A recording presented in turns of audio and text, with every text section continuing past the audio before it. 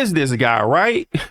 Well, this guy isn't someone who claims to be some financial guru or even wants to be. I'm someone who was sick of punching a clock, doing the same routine over and over again, doing a job I didn't care for just to pay my bills. Until one day I made a decision, and that decision was to take control of my financial situation, starting with holding myself accountable and realizing that it wasn't the amount of money that I was making that was the problem. The issue was what I was doing with it. So on my journey of looking for something that would free me from this cycle of trading my time for money, I discovered the greatest strategy for growing it, which is investing your time and money wisely. But hey, I thought this video was about trading.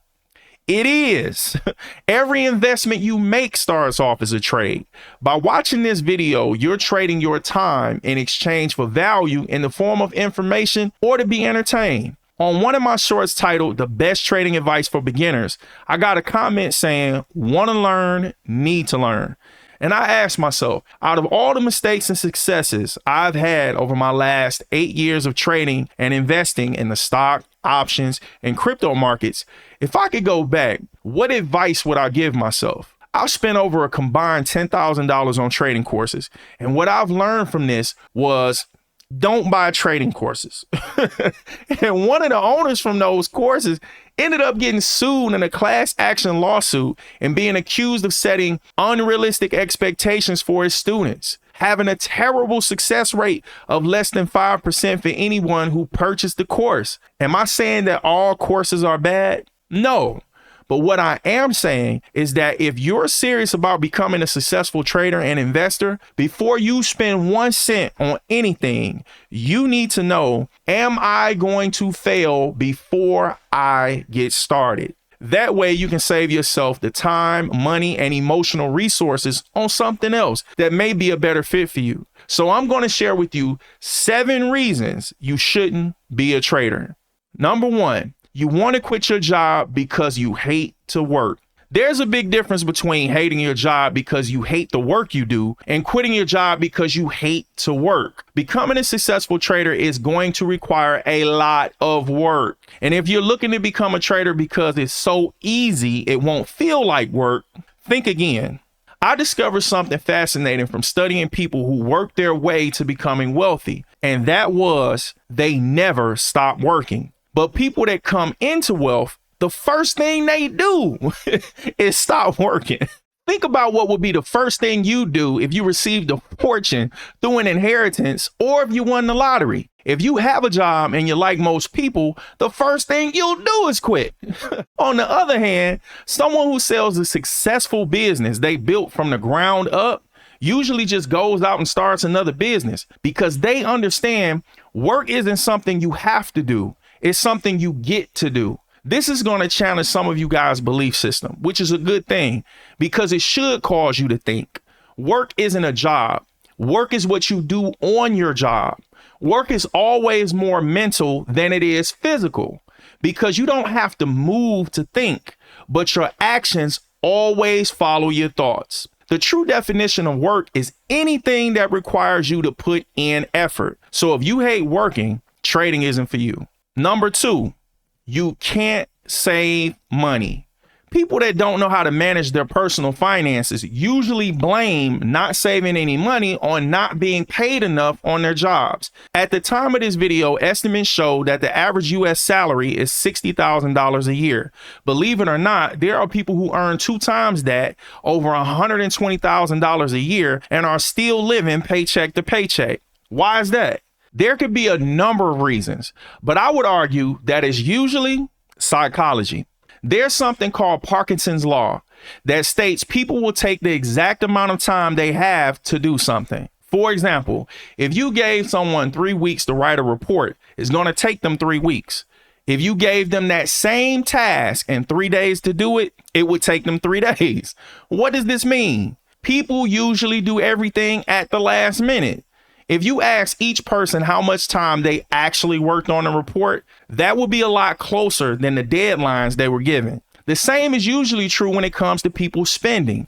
People usually spend way more than they earn. So even though we can earn different amounts, it doesn't mean that our spending would be the same. What I found is that here in the US, since we live in what I like to call a credit-based economy, we can easily spend more than we earn. What's even crazier is that most people pay more attention to what they earn than what they spend. I have a saying that I'm going to frequently use on this channel. One number gets your attention, but two numbers tell you a story.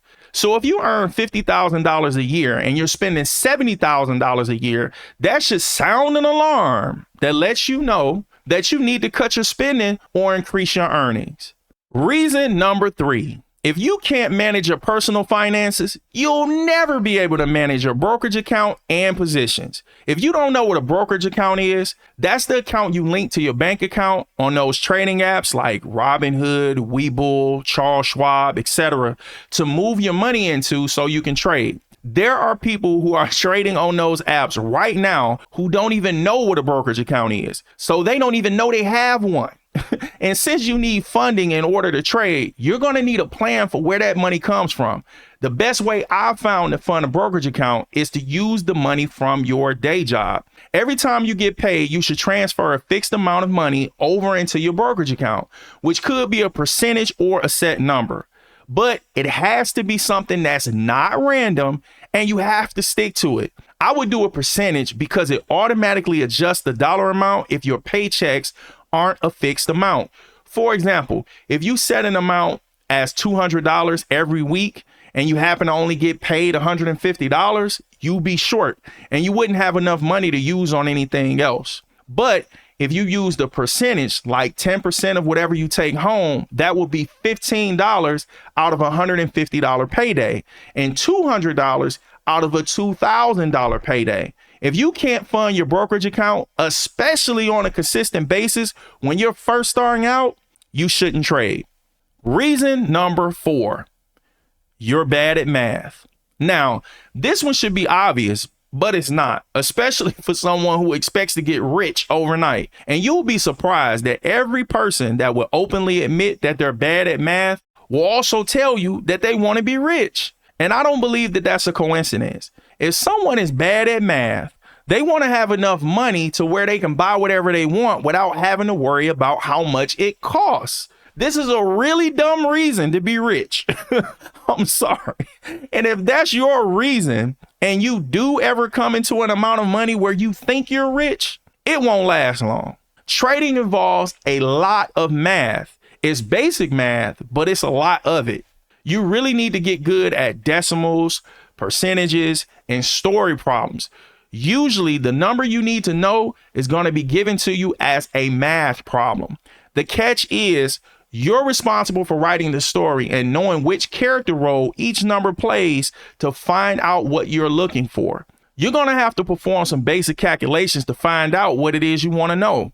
Math is a language. The digits are letters and the numbers are words. So if you can't understand what they're communicating to you, everything that's going on with your money and your trades are going to go right over your head. You need to become trilingual in your first language, finance, and math. Reason number 5, you don't know how to manage your time.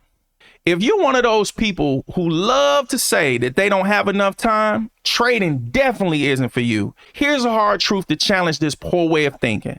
If every week has 7 days and every day has 24 hours, where are you going to get more time from? We all manage the same amount of time.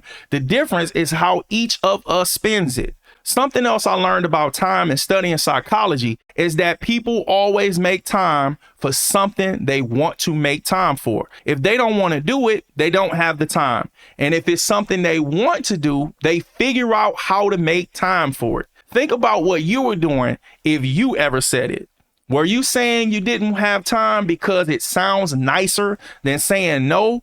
Or was it simply because you didn't want to do it? Most of the time it's both. You don't have to make time for being poor because it always makes time for you. Some people always try to find some type of shortcut, not understanding that if you cut enough corners, you end up with a circle. 0. Building something that lasts usually takes longer than whatever time you think it's going to take. But that time does become shorter the sooner you get started. Committing to the outcome of being rich is easy, but committing to the process of becoming it is more important. So if you want to become a successful trader, you're going to have to learn how to manage your time as well as your money. Reason number 6, you should never, ever become a trader if you hate to learn. There is a lot of studying and learning involved when it comes to becoming a successful trader. You're going to have to learn trading and financial terminology so you'll know what the different terms and phrases mean.